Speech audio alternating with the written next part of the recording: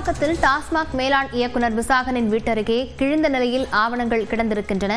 இது தொடர்பான விவரங்களுடன் செய்தியாளர் தமிழரசி இணைந்திருக்கிறார். தமிழரசி, என்னென்ன ஆவணங்கள் கைப்பற்றப்பட்டிருப்பதாக அமலாக்கத்துறை தரப்பில் எதுவும் தெரிவிக்கப்பட்டிருக்கா?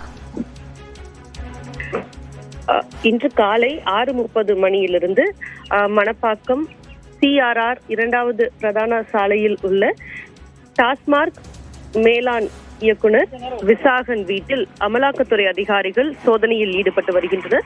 சுமார் 6 அதிகாரிகள் இந்த சோதனையில் ஈடுபட்டு வருகின்றனர். இந்த நிலையில் அவரது வீட்டின் அருகே விசாகன் அமலாக்கத்துறை சோதனை நடைபெற்று வரும் டாஸ்மாக் மேலாண் இயக்குனர் விசாகன் வீட்டு அருகே இருக்கக்கூடிய காம்பவுண்ட் செவர் அருகே நகல் எடுக்கப்பட்ட வாட்ஸ்அப் சாட்டின் ஸ்கிரீன்ஷாட் நகல்கள் கிழித்து வீட்டு அருகே போடப்பட்டிருந்தது. இதில் பல்வேறு விவகாரங்கள் தொடர்பாக அவர் அதாவது இந்த வாட்ஸ்அப் சாட்டில் சில உரையாடல்கள் மற்றும் பல்வேறு டாக்குமெண்ட்கள் பரிமாறப்பட்டது உள்ளிட்ட பல்வேறு தகவல்கள் அதில் இடம்பெற்றிருந்தன.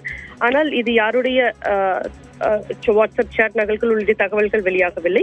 இந்த நிலையில் அதில் 20க்கும் மேற்பட்ட பக்கங்கள் அதில் இருந்தன.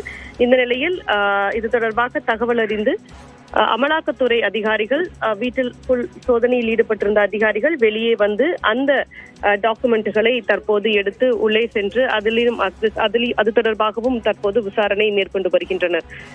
அபிநயா.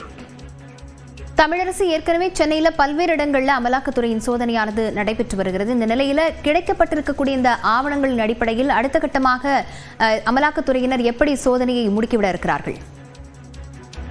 சென்னையில் இன்று காலை முதல் பல்வேறு இடங்களில் அமலாக்கத்துறை அதிகாரிகள் சோதனையில் ஈடுபட்டு வருகின்றனர். சுமார் 10 இடங்களில் இந்த சோதனை நடைபெற்று வருகிறது.